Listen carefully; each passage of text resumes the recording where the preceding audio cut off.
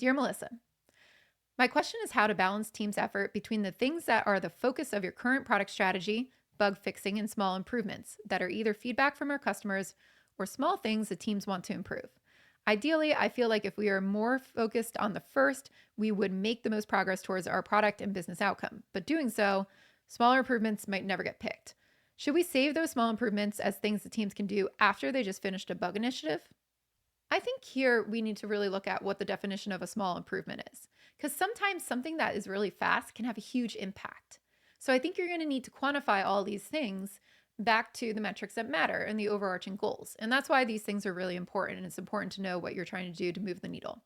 So look at the goal for your product launches, look at what you want to measure from a metric, and then go back and say, how much will these new product things versus these small improvements versus these bug fixes actually contribute back to those goals? And you might have a couple. You might have, a customer satisfaction type thing. You might have a retention type thing. You might have an adoption, any of those, right? But draw back what those mean. And at the end of the day, all of those, what I just said, retention, adoption, all of these things relate back to business metrics. They relate back to business value. Like retention is a quantifiable thing, how much money we can save. Can you start to break these down into what's going to move the needle for your area of the product and for the business? And then you're going to look at those small improvements and go, hey, you know what? That was fast.